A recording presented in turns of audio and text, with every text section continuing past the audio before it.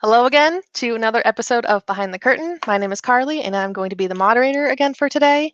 If you're watching with us live, welcome, and we would love to see you send any questions and comments you have into our live chat down below. If you're watching us after hours, again, welcome, and we would love to hear your feedback. You can send any comments to our YouTube channel, or you can email us directly at info@majestictheater.com. And lastly, if programming like this is something that you value, then we would love to see you go over to majestictheater.com and giving us a donation. But without further ado, I would love to introduce Irene and Danny. Hey guys, thanks for being with us today. Thanks, Carly. Hi, Irene. Hi, Hey, Danny. folks, thanks for tuning in, as usual, to another episode of Behind the Curtain at the Majestic. A couple of reminders for you.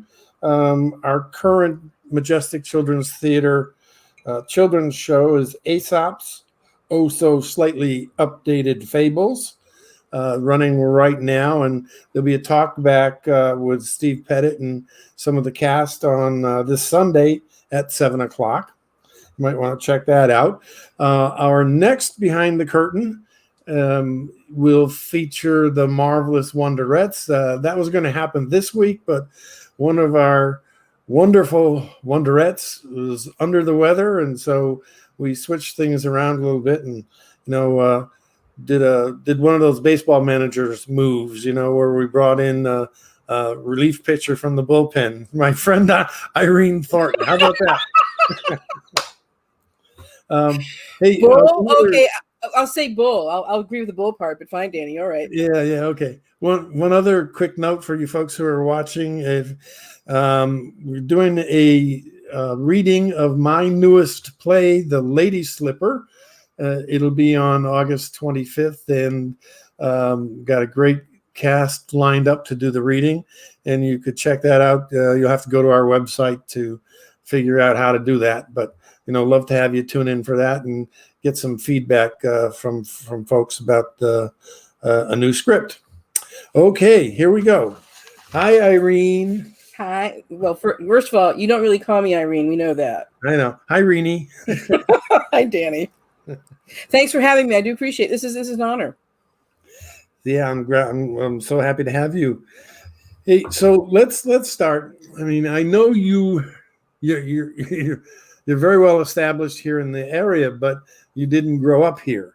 No. Where are your roots? My roots or my ruts? I am from Rochester, New York. And I was we moved during when they had the flight, they call it the white flight from the cities. Well, if you ever watched movie Blazing Saddles, and Cleveland Lewis' character talks about when they left to go out west, and there was all the white folks, and then there was the family. We were the family that went to the suburbs.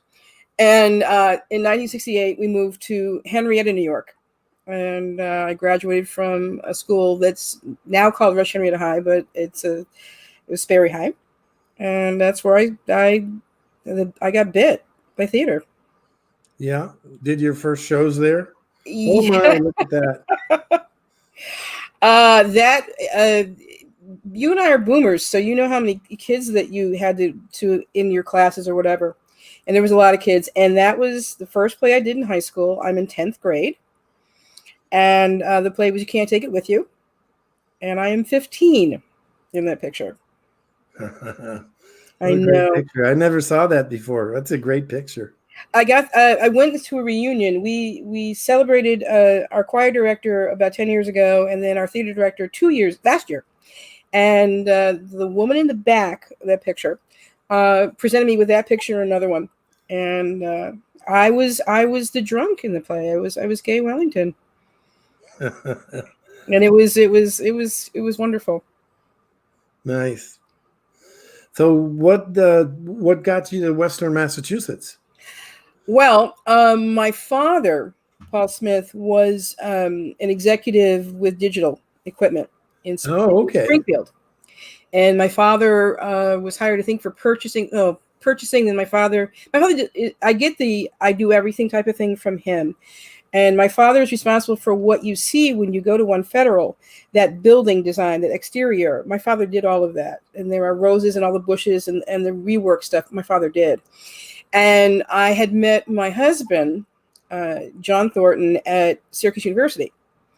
And, well, my daughter was on the way. We got married. And then the chance of coming here, my father said, you guys should come here. There's work here. And that's how we ended up coming to Western Mass. And my daughter, Katie, was born in Springfield. So is John originally from this area? No, John was born originally in Cincinnati. In fact, at one point he was the all-time heaviest baby in the history of that hospital. The all-time heaviest baby? He was almost 11 pounds. He was huge. Oh my word! When he was born, he was 11 pounds. Yeah, and he had a mohawk. It's adorable. If I had the picture, I would show him to you.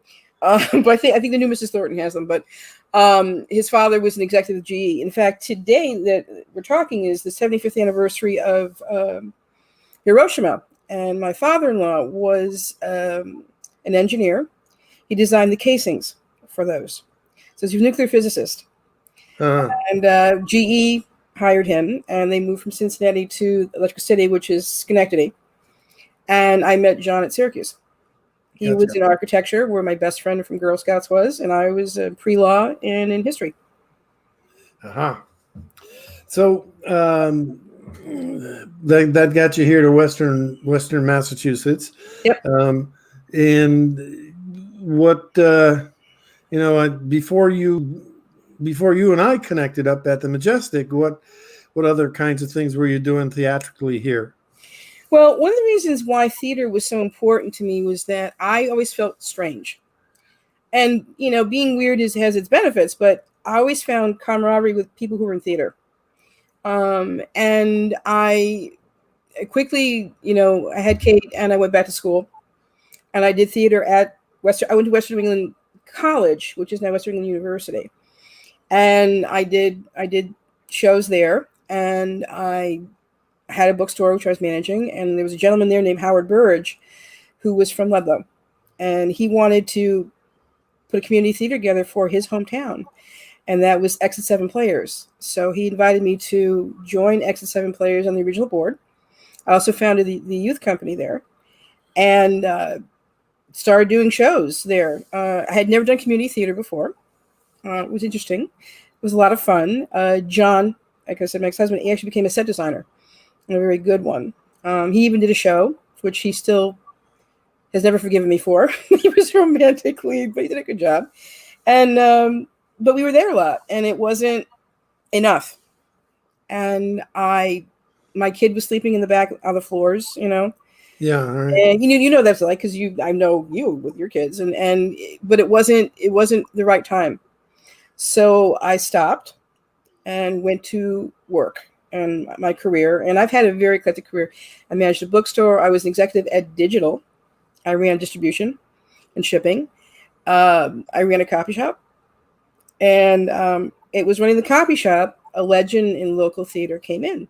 And her name was Jean. And Jean was the founder of Encore Players. Yeah. And she and I started talking, and she, Jean was just brilliant, and she could make anything happen. And she taught me, I knew who she was, and she goes, well, why aren't you doing theater anymore? And I said, I wasn't doing what I wanted to do. There's a level I wanted. And she said, well, do you have a dream show? What'd you do? I said, well, there's a show that would be really good for your company.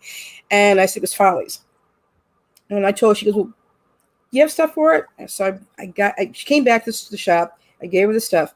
The third time she came back, she has her season program, and my name is on it. And it says I'm directing Follies, and there are dates. And she never asked me. I stared. I said, I'm sorry, what is this? And she said, well, you said you always wanted to do it. And I said, yeah, sometimes. She goes, well, that's now. You're going to do theater again. Jean Burns. Jean Burns, yeah. Jean Burns. And kind of local legend. She was. And she said, she goes, I know people, and I know that you can do this. And I said, okay. So I directed it. I ended up performing in it because there was a person who had to drop out, and I was bid again, but I wanted to do it differently. And while I was doing that show, I met Frank Aronson, who is Majestic family. and I cast Frank as the lead. He's an extraordinary voice and very funny man. And he invited me to come see a show at the Majestic. And he was in a show called A Few Good Men. Now, this time I'd heard about you, and I'd heard about the company, I'd heard about Buddy Holly. Couldn't get a seat, couldn't find a ticket, sold out. And I think you'd extended it almost a month, and there was like no seats to be found. And he said, you should come. And I did. And it was an amazing show. And I figured out you were a Marine because of it, because the cadence calls were just too perfect. And then Frank called me and said he was doing Driving Miss Daisy, and he said, we don't have a director. And I told Danny all about you. And I said, okay. And then I was called for the interview, which is one of the funniest interviews I've ever had. Well, we'll talk about that. I have a funny story about Frank, though, from A Few Good Men. So I think we're in production by this time, or anyway, we've got all the headshots for the cast out in the lobby, and my son Keller and maybe John as well or something, but certainly Keller, he was, I don't know if he was working on the show or not, I don't remember, but he was walking past that headshot display, and all of a sudden he does a double take at Frank Aronson's headshot, and he goes, Dad, oh my God, Dad, why didn't you ever tell me you've got Bobcat Goldthwait here in the theater? Oh, Lord. Okay. But Frank's headshot at the time, and I don't know if we took that, it might have been Stefan who took that headshot, but that headshot, it looked just like Bobcat Goldthwait. Well, Frank has lost. Have you seen him? Frank. Oh my God, yeah, I saw him. He doesn't look like Frank anymore. I know. He looks great. I mean, he looked good before. Frank has been. Frank and I have done shows. He even played my husband, but we can talk about that later in another show. But Frank is a very generous of heart and spirit, and he's very generous when you work with him. And the fact that he even said, "There's this director I worked with, and she was really good." I will always be grateful to Frank for that. And he's partnered with my best friend in the world, who I wouldn't have met if it hadn't been for theater either, and that would be Jairus Hansen. Yeah. So, well, we have to talk about this, I guess, the interview, the quote interview. Well, I had been in industry and business for a long time, so I was used to interviews. So I came to see you, and I think it was during Blood Brothers. I'm pretty sure it was Blood Brothers. And it was. And I'd heard of you, and I was a little tad nervous. And Danny, Mr. Eaton, nice to meet you. Danny. Okay. So by the way, anybody who works for Danny can imitate him. I don't know that I'm the best at it, but we kind of have a little contest among the cast about who can do it, because you're great, and you're like so. Frank says you're a director. Am you? What do you know about Driving Miss Daisy? I said I saw the film. I loved it. Okay, well, I'm looking for a director. So you handed me the script, and give it a read and come back and talk to me. Okay. So I took it home, and I did what I always do. I read a play 3 times whenever I'm approaching a play. I read it as an audience member first, and then whatever role I play, whether it's a director, stage manager, actor, whatever, and then I read it again. So I had all these copious notes, and I made it a little notebook, and I was so proud of myself. And I came back to see you to talk about the show. And I said, well, I'm thinking this and blah, blah, blah. And you said, wait a minute, you want to do it? I went, yeah.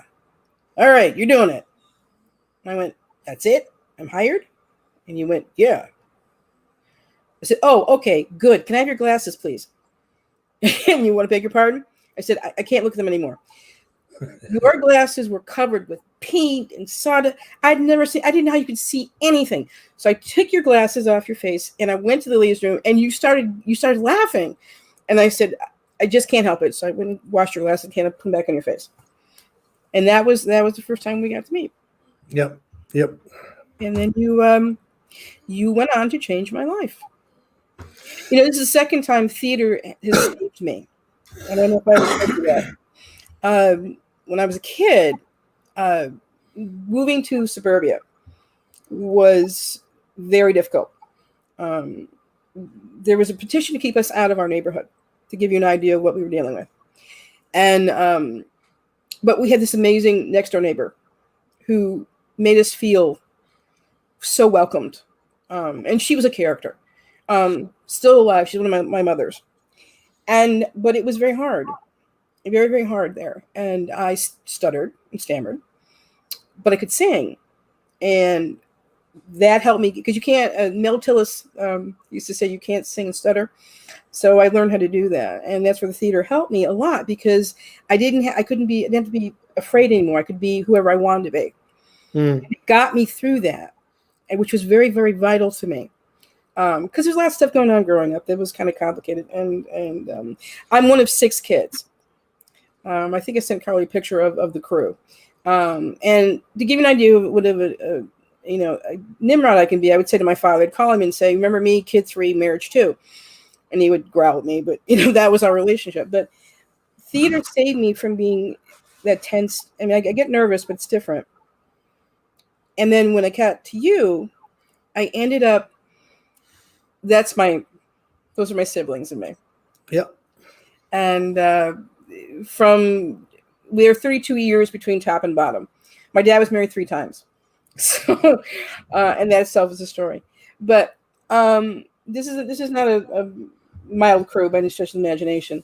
But when I met you, I was at a crossroads, and my daughter was growing, and I'd grown, I'd raised her, and there it is, and just to be back in a theater, and a theater that felt comfortable, because there was that level of community theater at the time, but with an edge to it. The Pro. So after driving this Daisy, you got to stay on with us. Well, let's be honest about how I stayed on. Yeah, well, okay. I mean, we'll talk about a lot of the different capacities. Well, right? Yeah, because I always thought it was one of the longest auditions I've ever had for anything, because you said to me, Irene, what are you doing after Daisy? So I don't know. Well, I need a stage manager for Paul Robeson. Okay. And Paul Robeson cast are 2 guys I'd known outside of the theater. I'd known Floyd since, I'd moved to Springfield. I used to work with Marcus. So they were like, what are you doing here? And I said, I'm doing this. What are you doing? So, and then you said, what are you doing next? And I said, I don't know. And you said, well, I need an AD for leader of the pack. And then finally you said to me, towards the end of the season, you said, why don't you stop screwing around and do this for a living?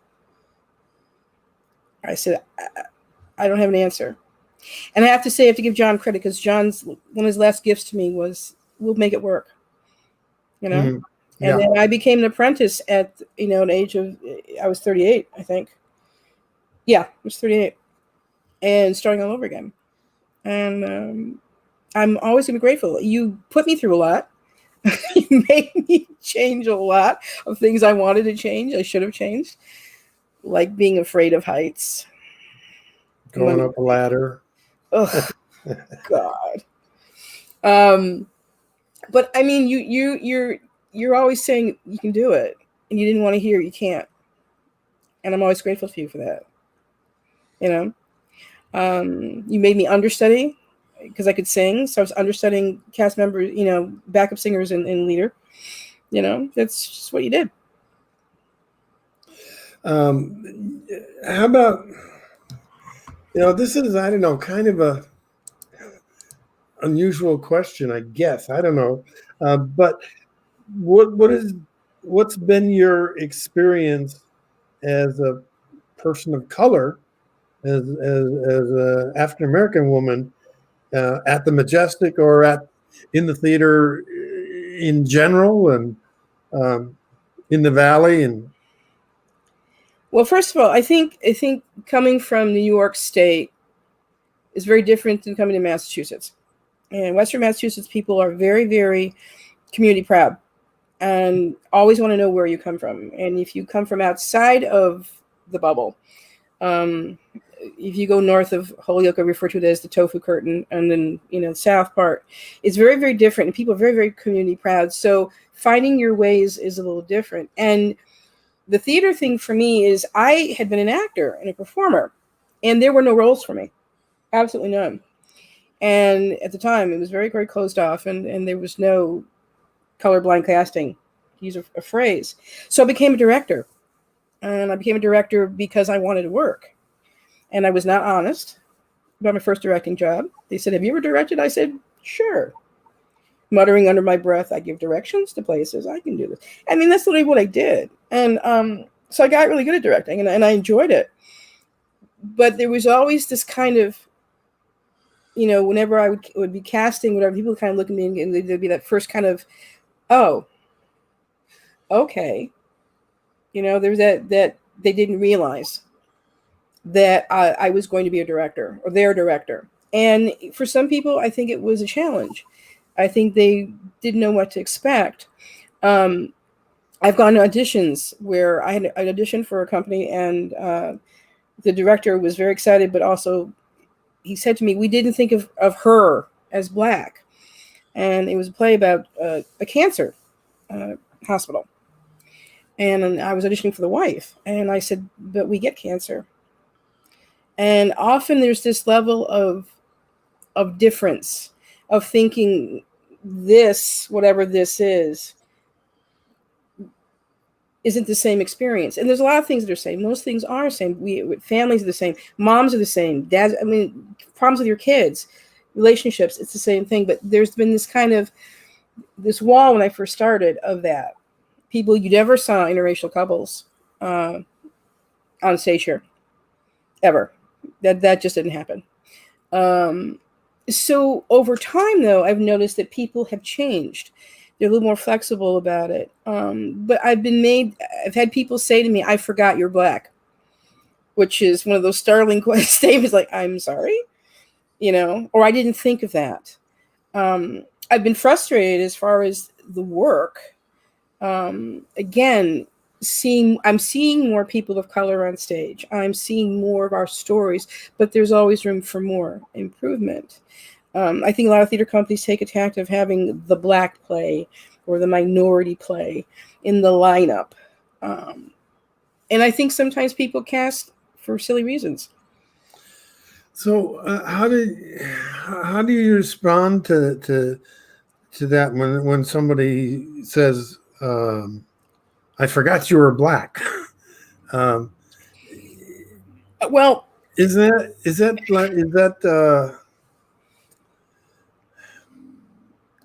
I mean, I've always thought you should just celebrate color. Period. Yes. You should just celebrate color, and to forget that you're Black is somehow wrong. Yeah, and to put it in context, sometimes people would say things that were off color and go, "Oh my God, oh, I forgot." And part of it is how people experience other people. Unfortunately, a lot of what people see is on television and film, and back in the day, during the 70s in particular, movies where you can see these stereotypes, and it's hard. Oh, well, you want to talk about that? I didn't feel stereotyped. I mean, this actually. Why don't you talk about how I got that part and that, because this made sense. Yeah, go ahead. Okay, this is a scene from The Sunshine Boys, and I had left the Majestic, and I'd worked, New Century Theater and Hartford Stage, and I was working at PVPA, and you called me up, and I believe your words were, "Irene, I'm looking for a sassy African American woman," and my response was, "Why are you calling me?" And then you started laughing, and you said, "Well, I got this part in Sunshine Boys." And I said, "Okay." And she's a nurse. Okay. And I'd played nurses before.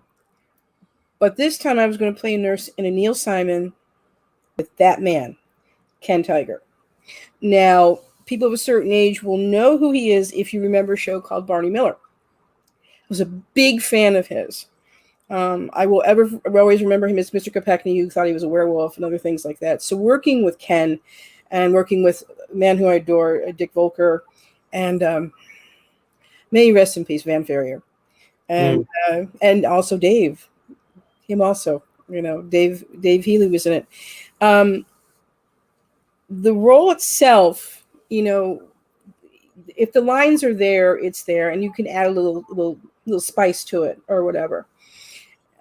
So that, there's you can do those things, and that wasn't offensive. When I've gotten scripts where I'm speaking in Ebonics, for lack of a better term, I don't do Ebonics well. And the reason I don't is my parents.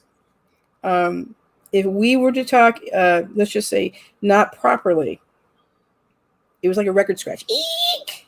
I'm sorry, what did you say? Because my parents grew up, in the 30s and the 40s, and it meant a job. So that's part of it. And then, of course, I've been accused by people of color of talking white, doing white theater or whatever, so that you can't win. I've felt that often. Sometimes you just can't win. But now I think I've had opportunities since those times to do, plays where this is a part of it, but it's not everything. When this is just it, when this is all you need, you don't really need me, because, I there's something I have to give to that, and I've had some great experiences as an actress, actor. I go back and forth on which word to use. So, I don't recall, actually, to be honest with you, if in the script of the Sunshine Boys, the nurse is African American. She is in the film. I mean, I did see that. It's Rosetta. There you are. With your bum bones, right? Yes. Eating chocolate in an all-white outfit is not something I would recommend for the faint of heart. And then picking which ones. But again, that was something I added that you let me add. I wanted that box so I could look at the pictures, so on and so forth. And she is what I'm calling her, because it's not me, but she reminded me of a lady who was in our neighborhood.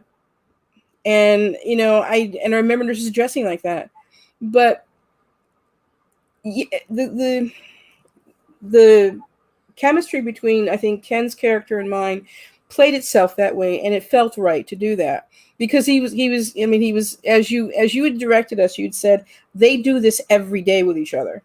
Yeah. It became kind of a routine with each other. And her being a black nurse, I don't know if Mr. Simon felt he had to do that, because his plays were, not always, mixed, not till later.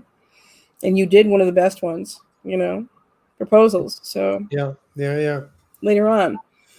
But I think it's hard when you think about whatever it is you look like. And I learned a long time ago, and part of it was because of Whoopi Goldberg.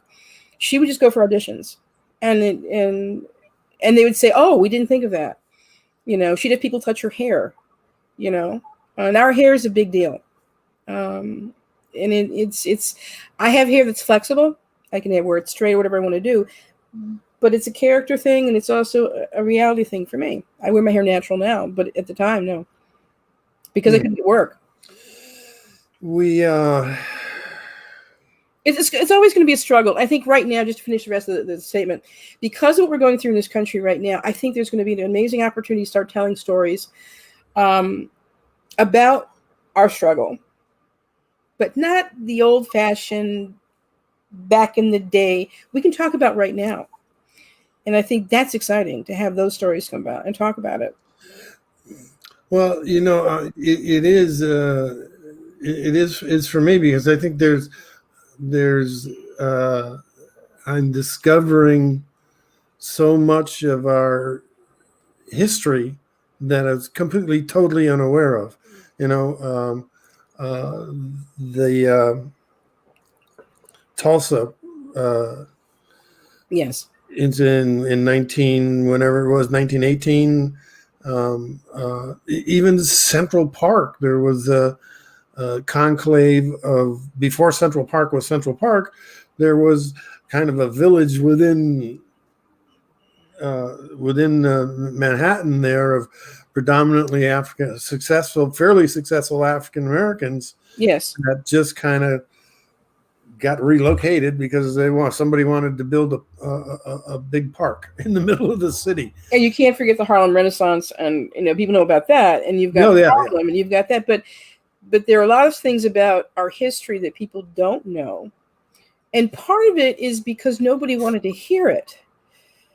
You know, I remember being down in South Carolina because my mom and my stepdad, they were kind of snowbirds, and they lived down in South Carolina during the winter. And remember them well. John, my stepdad, was pretty well versed in kind of the history in Georgetown, South Carolina.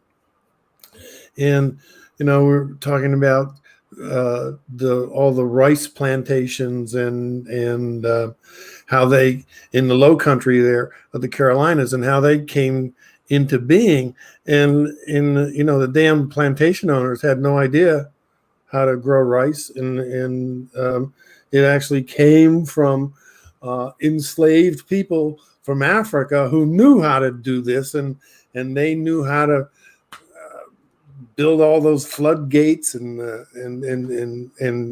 raise rice, and essentially it was the enslaved people in the Carolinas who were responsible for that wealth. Yeah.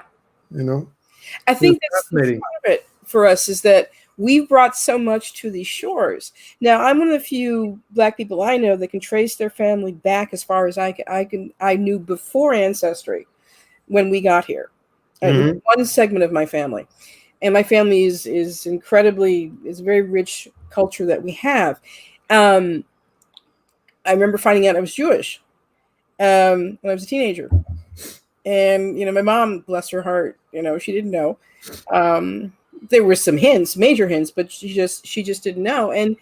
And my family's full of, engineers and doctors and medical people, musicians, artists, you name the gamut, we've done it.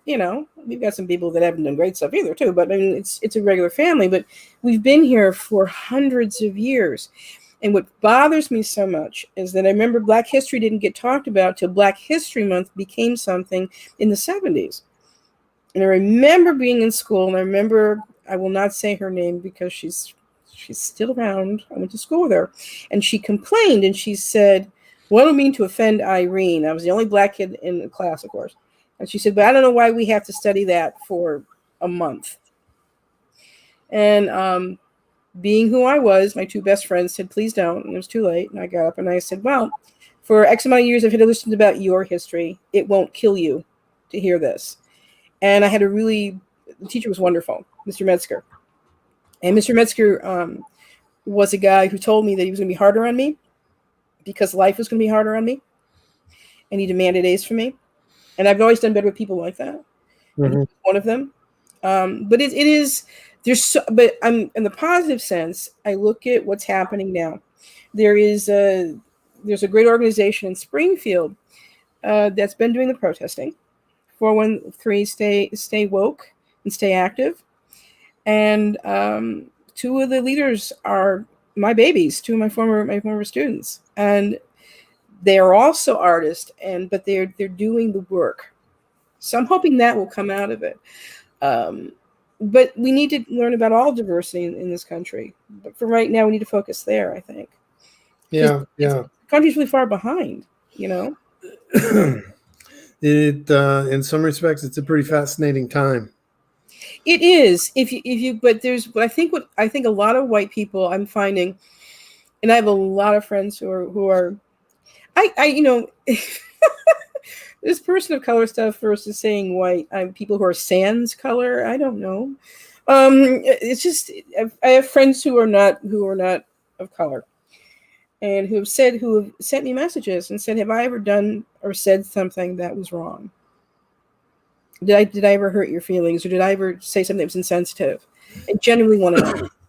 And I've answered, because I think that I owe them that, if they're my friends, to tell them the truth. And then I get, why didn't you say something? But my generation, our generation, you learn to kind of be bilingual. You know, you learn to speak Caucasian in the workplace and so on and so forth. And the things that upset you, for the most part, you learn not to say anything about. You swallow hard and do what you have to do. But now it's more, no, stop. That's not working. You can't talk that way to me, which I'm very grateful for. Mm. Well, I'm just hoping to see it translate on stage. Yeah. Because theater has always been the reason why I love theater, and in fact, it saved my life as a kid, but we were always the pioneers.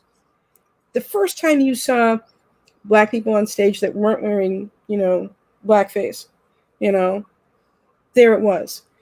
You saw people who were gay. You saw people who were crippled, challenged. You saw that first in theater. We opened our mouths first and said, this is reality. Long before film, certainly, but we did it first. And I'm always proud of that heritage. I just, some of it I can't read because I can't read Ebonics, but that's okay. Yeah. All right, moving on. We've got a field trip that we want to talk about. Oh, just changing course here. Absolutely.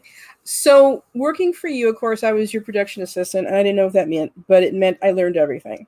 And you made me a dramaturge, which was great. And I was a history major at Syracuse, and I studied government at Western New England. So I loved history. So you wrote a play called The Winds of Fashioning Time. And it's the first time, I always was taught when you write what you know. You wrote a play about Ethel Rosenberg. You are neither a woman, you are not Jewish, and you wrote this amazing play. And we had to build Sing Sing, the death house where she was. And I had found out that there was, you can help me with the name of it, there's the Historical Society of Ossining. Ossining, yeah. Ossining, New York. And you wanted to build it, because that's you. So we went on a field trip, you, myself, and I think Bev Brown, and we drove to Ossining. And I called this woman, I said, we'd like to just, look around. And she was so excited. It was like a house full of stuff. And she was very, very sweet. And she said, I think I have some of the badges, the security guards. Would you like one? Would you like them? And she gave them to us. And then she says, is the chair in it? And I went, yes. She said, would you like the blueprints for the chair? And of course, you and I started drooling at the chair. And for the electric chair. Electric chair. And she said, she said she didn't know who'd given them to her, but they had dropped them off in the mailbox. And she didn't know either one of us from a can of paint. And she said, I trust you. Send them back when you're done. And then we went to go to Sing Sing, and we saw a typical cell, but we built the chair. And that chair caused me many nightmares because it was real. And all that was missing was electricity. And I remember we'd put the straps together. I mean, you taught me how to do that type of stuff too. And that chair was, people would catch their breath when they would see it. That's the thing about it, about theater. I don't care if people love whatever I do, but I want you to feel something. Even if you're mad at me, feel something. And that story was amazing. Well, what really and by the way, Christine Saint Armand Green, brilliant. Yeah. What interested me about that story was sort of the cross-cultural thing that went on historically between Ethel Rosenberg.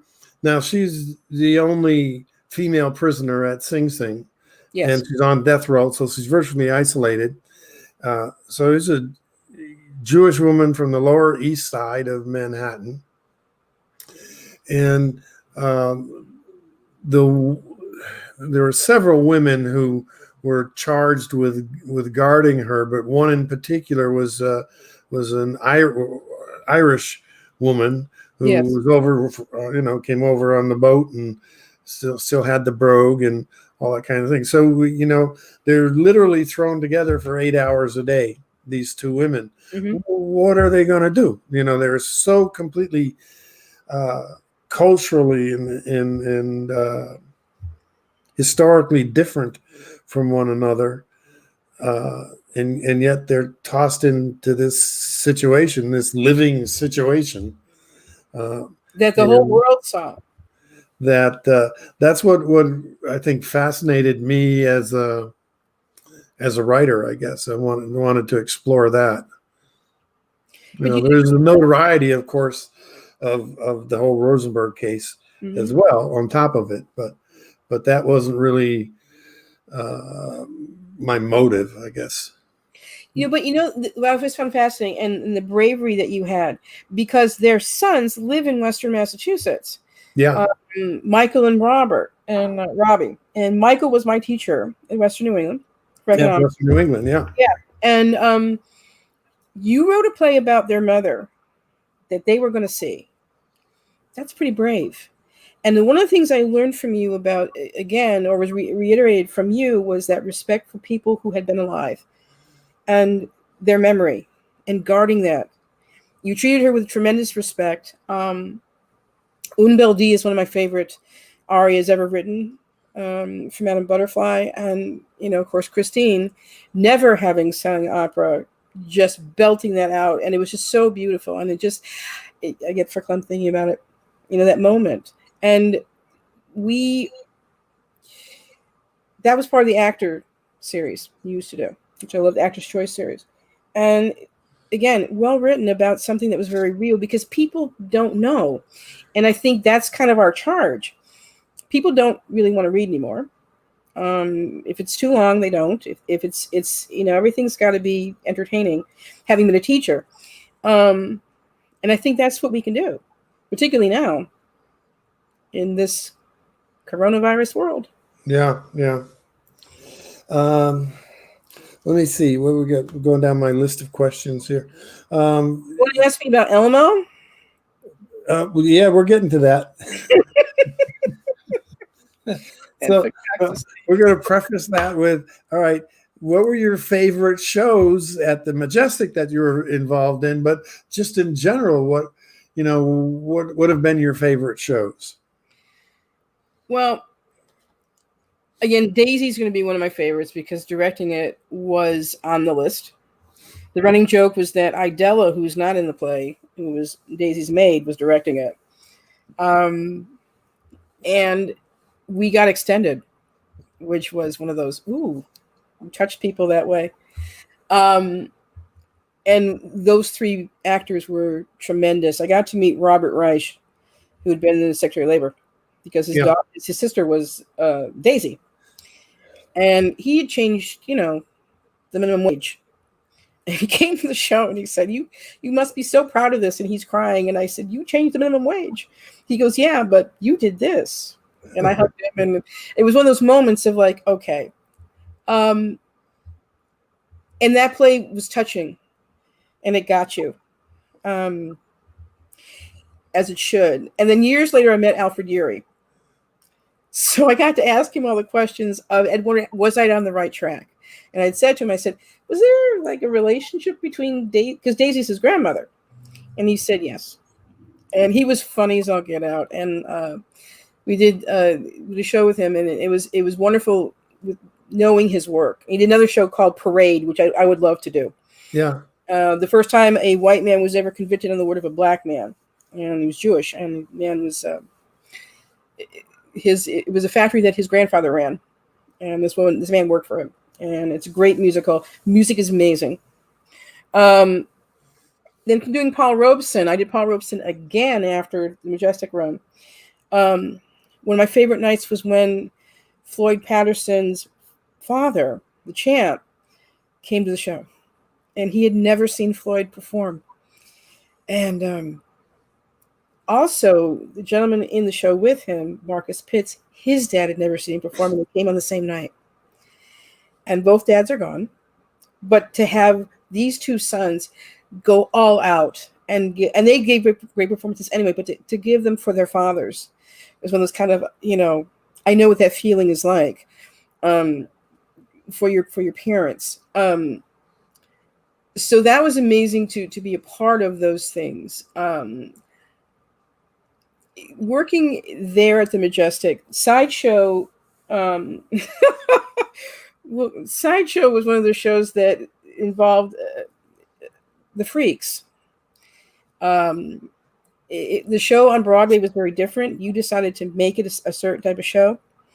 And that cast, we became probably one of the closest cast of all the cast I ever worked with there. You made a sideshow, and you wanted it to be the sideshow. You took their script and you turned it into your script. You put little Danny sauce on it, and we had a lot of fun. We had a blast with that. Probably more fun than we should have had, quite honestly. But trying to be kind to people who were treated horribly, the freaks. And again, that's another thing I walk away from going, that was really kind of cool to do that. And I stage managed for amazing director. I stage managed for Rand Forster. He's like going to a class. Love Rand. Mr. Volker, first time I saw him was when he directed, first time I ever saw Rand's work locally was when he directed The Irresistible Rise of Arturo Ui. No, I'm sorry. It was the other one. And it's just Mr. Volker and one of the yeah. Huey. Yeah. With Roger. And seeing his process, and then I was with him for The Nerd, which was hilarious. And watching his process, watching him act like a little kid to teach a little kid who did not misbehave how to misbehave was hilarious. To be in that rehearsal process. So that was great to see and be a part of. So speaking of sideshow, though, if we just backtrack a little bit, there was a character in that show that I think you had a certain affinity for, or a friendship with, or I hate you. Let's be really clear about this. All right, if anybody saw Sideshow, right? There's a line in the thing, a Bride of Snakes. It's a snake charmer. Now, on the Broadway show, they were all in the same costumes. They never changed costumes. They were all sitting in chairs. They got up, they performed, but not Mr. Eaton. Oh no, we had to build this. So you had me go down to the museum in Connecticut, Bridgeport, and they had a thing about freaks and whatever, and that whole world, just in time for me to do the research. You decided that the Bride of Snakes was going to have a real snake. You decided this.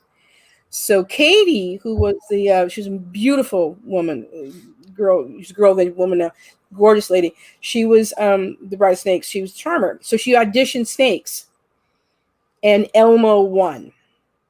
And Elmo was a boa constrictor who came from Dave's Soda and Pet Food City.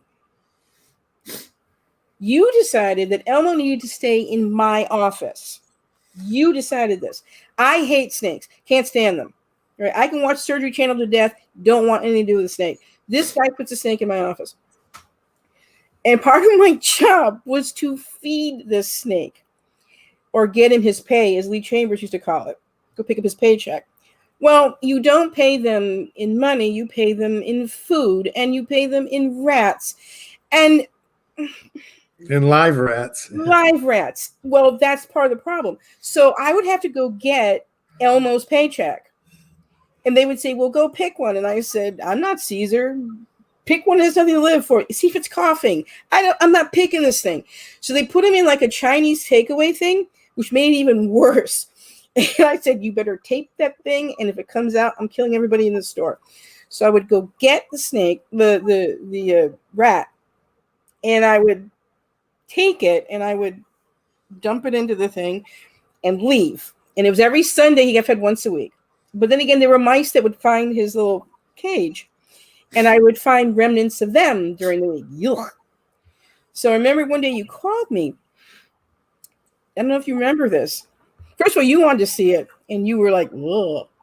And then the musicians wanted to see it, and they were like, oh. And I went, yeah, I know. It's pretty gross. Not pleasant. So you called me to say Elmo hadn't eaten the rat. And I went, what do you want me to do about this? She said, you have to get it out. I said, no. He said, you have to get it out because the rat's going to eat him. And I said, hey, that's fair. No. So my husband, he's not my ex-husband, but John was very mad at me for this. And he had kept a pet rat. Should have been an indication of something. I said, you want to save the rat? Why? I said, I have to go get it. So he got in the car and we drove back. And the rat was running around on top of the snake. And he was like, running around and stop. Snake! And it would keep running. So he captured it and we bring it back. So we go into Dave's and I said, I have to return a rat, please. Did it die? He went, no, that's the problem. It didn't die. What do you mean? I said, well, the snake didn't eat it. And they got quiet and they said, you fed a live rat to a snake? I said, yeah, why? He knew what to do. So all these people came out of nowhere staring at me like, she fed a live rat to a snake. And I'm like, no one gave me directions. There was no snake chow. So they explained to me I was supposed to kill the rat first and then put it in there. So during his stay at the Majestic, he stayed in my office and I stayed outside on the front top steps. And you came to find me. What are you doing out here? I said, he's in there. But they were actually worried that they were very concerned that he didn't eat the rat. This Elmo the snake did not eat the rat, and they became worried for the snake that the rat might have bitten the snake, as opposed to the other way around. I figured it was fair, but you said no, and you made me go get it, and so I mean that was fun, and I mean it's on my resume, and it's a great conversation starter. You were just so demented, Danny, honest to God. Once or twice a week, somebody would get up and see that snake and run out of the audience to the back of the house. And you'd be giggling your head off. So you're not funny. And eventually that snake got used to the stage and would like face the audience. And when Katie would bow, it would bow with her. And then they decided to interact with John Wadowitz. And they had a thing one night. I mean, it's just when you have live animals and kids, it's basically you're on your own. Yeah. Hey, do you recall any stage bloopers that you were a part of? Okay, I wasn't a part of them. Or witnessed? Well, when we did Men of La Mancha, and I hope some of them are watching this, they put me through a lot as their stage manager, and there was an inflatable doll they had put in a well. In the well. In the well. And they left it for the guy who was jumping in it to surprise him. So, of course, he's supposed to be hiding from, I think it was supposed to be hiding from Roger's character, who was the guard. And all of a sudden, you could hear him go in, and, wah! And then all of a sudden, he's giggling his head off. As far as bloopers, I mean, I've seen...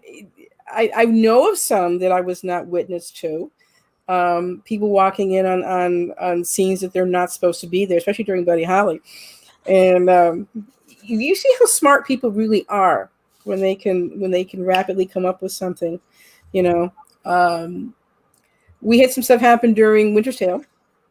And John, I can't think of John's last name. John was brilliant, and he had to tell a story about someone getting eaten by a bear, and the story got bigger and bigger because the person was late for their entrance, and he was great.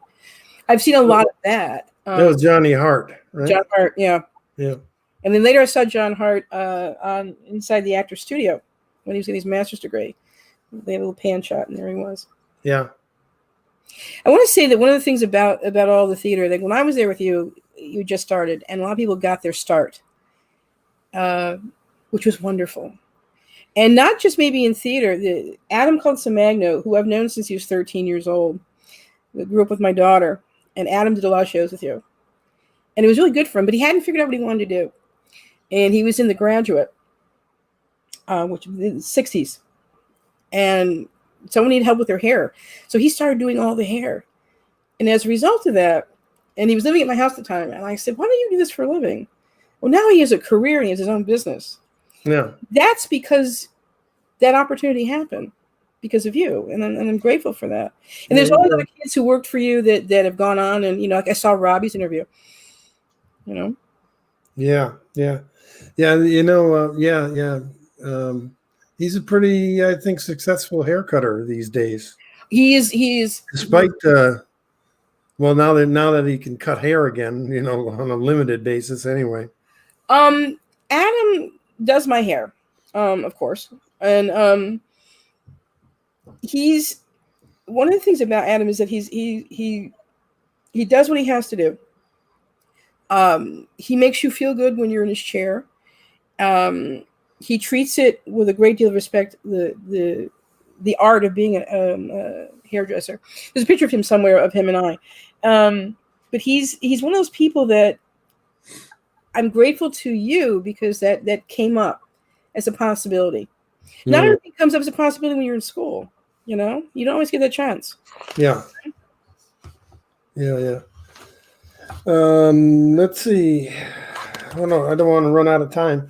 I know we had to talk about you do a radio show every morning now. We should talk about that a little bit. Plug that. Well, it's my 7th anniversary this week. I am the host of the Morning Blend. I'll do the voice for you if you like. On WEIB 106.3 Smooth FM. On 6 a.m. to 10. Who'd have thought I would get up that early in the morning? There's a picture of me and some of the crew. The gentleman to the left of me is AJ Parrish, who hosts the afternoon show Drive Time. And in the middle is Alicia Cutting, who is the daughter of the owner of the station. That's one of the events we have to go through. And we have to wear our school colors, to quote Michael Wilson from Hartford Stage, whenever you wear your T-shirts. And Alicia, again, I work for a woman, her mother, Carol Moore Cutting, who is an African-American woman who is the only African-American woman who owns her own station in New England. And she's the only Black woman to own a station, Black person to own a station in New England also. And she gave me a chance to do a role that women don't normally have, which is women who host a morning show. Usually you're the sidekick to a man. And I had to follow 2 very popular male hosts. We don't call ourselves jocks, by the way, because you don't know when jockeys radios anymore. It's all a click and that's it. And it's been great. And it's thank God I do have the theater background I have because I do a lot of interviewing. And it's been a great. I love music, so I have that kind of background certainly. And I have family members who are jazz musicians. It's a smooth jazz station. And but I do interviews, which helps. It's weird though when I first got started because I was used to an audience, and that's me prepping for a interview. But there's a picture that I have that I brought with me of my father, my grandfather, and Thurgood Marshall, because you don't know how people are going to react to you because you don't see them and you don't hear them.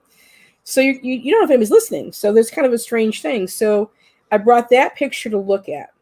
And if you look at that picture, my dad's in the front. Next to him is his father-in-law, my grandfather. And to the far right is the first African-American police officer in Rochester, Uncle Chuck. But behind my dad is Thurgood Marshall. And what you can't see is Thurgood Marshall is squeezing the hell out of my dad's arm.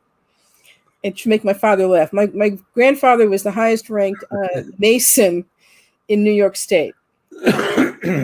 And I keep this picture to remind me that history happens and all of the chances that those gentlemen took, my being related to 2 of them, and it helped me a lot. So I look at that picture occasionally. My father, just as green as he wants to be. He's so young there. But it's kind of cool. That's very cool. I mean, when you interview people, you have to remind them that they're not on television. That's been, the worst was an actor. I asked him a question, and he went, mm-hmm. I said, well, they really can't see you. Can you? You have to verbalize an answer. Yeah. Working at the station, I also have gotten to introduce people at different venues like the Greater Hartford Jazz Festival. Talking in front of 40,000 people is first time my knees have shook in a long time, but it was kind of cool. Hey, real quick, I think we want to talk about May Day. Okay. We talked about connections that you make in theater, and Chris Roman is responsible for this. Now, Chris Roman, for everybody who knows him, has been a reviewer forever. He's become a director, so on and so forth. Now, Chris Roman and I had an issue with each other years where he didn't know this, and he had reviewed my show, loved it, but didn't put my name in the review. I was mad at him for this. So I'm working for you, and we're doing Leader of the Pack, and we had to have the girls would come out and pick someone to dance with, and the guys would pick up some to dance with, and you would have me target people, and I said, "Oh, Roman's going out." And Roman and I became friends. And through Chris Roman, I got the job at Pioneer Valley Performing Arts because I needed more of a steady gig. And being Chris, what can you do? Can you teach auditions? And I said yes. So that's how it started, that career change. And Chris was directing The History of the Working People, which was a Mayday production, based on Howard Zinn's book. And he couldn't do the show one year. And he said, can you step in? Because I can't, he had an emergency. And I had 2 days. And I went in, and it was an amazing script. Script held, but famous local people there, among them Robbie Mirapole and Martina Sada. Never directed a poet about their own poem. I learned that one. Ben Swan and some other local people. And it became something we did every year to tell the history of labor in Western Mass. And there's a lot of old lefties here and old communists, and they love the story and all these different characters. And we would do the story and we tell Springfield stories and also the major stories. And I had a small part. I would be Lucy Gonzalez Parsons, who's the wife of Albert Parsons, one of the Haymarket martyrs. Where did this happen? It was a traveling feast. We would do this. When I started, we did it at Elms College, and then we did it in Northampton, and then we found this amazing home in Holyoke at the Holyoke Museum. And the guy who runs it, Charlie, we ended up putting him in the cast because he looks like Eugene Debs. And it was a great thing to bring we had grandparents bring their grandchildren and say, this is what it was like. And all these strikes happened. And now, I did the show for I don't know how many years, and then we stopped doing it for a while, but I think now with everything that's happening, it's going to come up again. John Wiseman, who was with Jobs with Justice, is an amazing advocate. And he hired me, and I did that for years. And we had different people come in and do stuff. Yeah. That was fun. Well, you know what? How about we close this this episode of Behind the Curtain out with talking about what advice would you give to aspiring theater folk who think they might want to be a part of this crazy life that we live? Well, I would say that if it's something you've always wanted to try it. I think that I think everyone should take an acting class or a speech class, because the skill set that those are my babies. Those are some of my PVPA kids. And that's Jack Neary. You know Jack.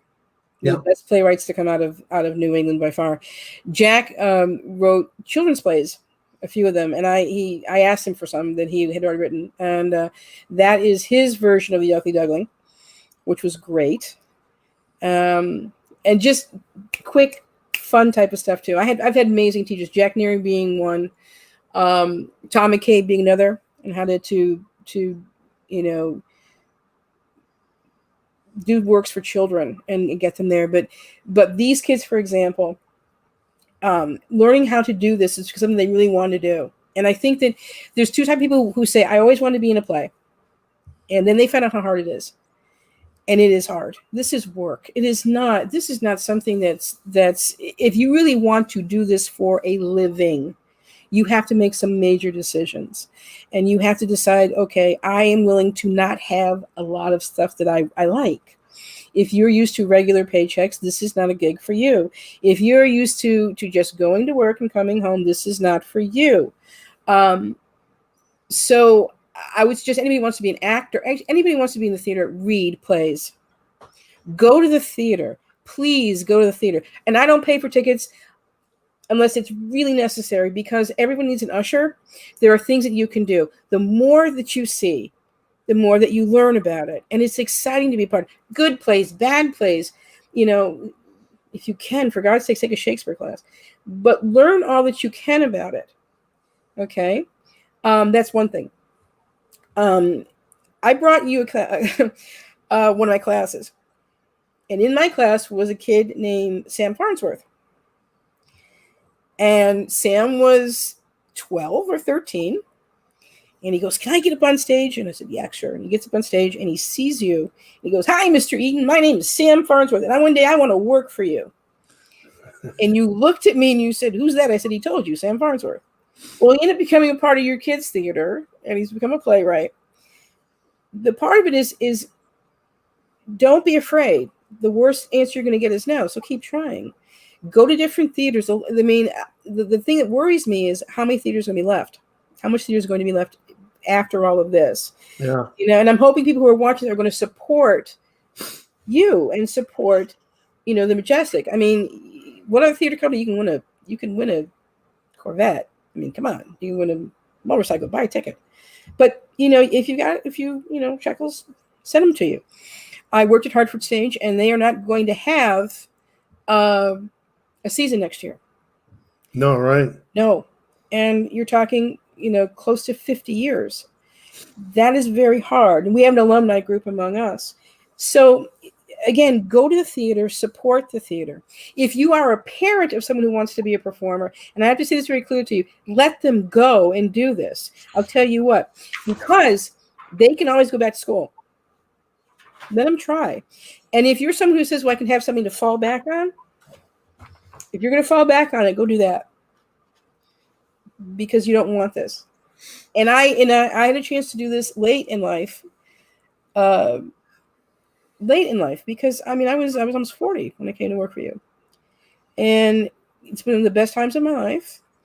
You know, I was with you, 9 months out of the year, and then I was with Sam Rush and New Century. Back and forth. And then I went on to Hartford and ended up teaching. It's an amazing life.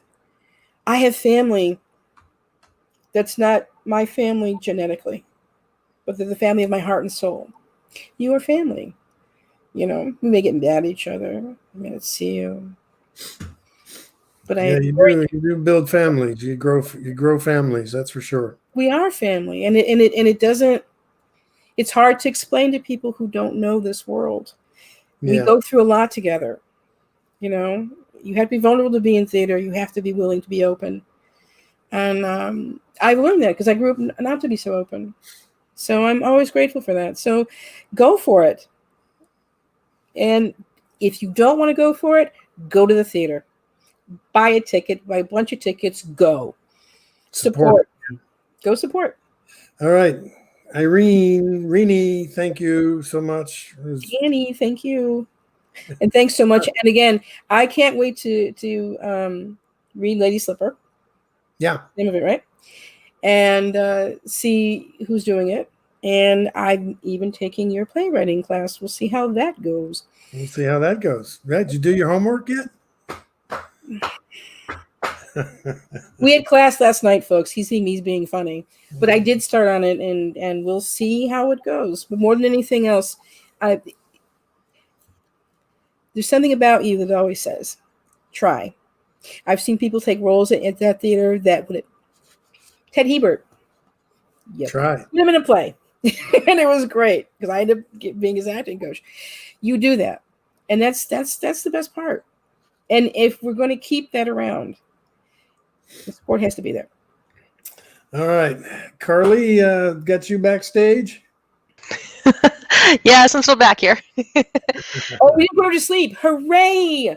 No, actually, I was just going to thank you again for being here. And I really want to echo what you said about theater being a family. I feel that wholeheartedly. It is. So, it is. And I have kids all over the country, actually over the world.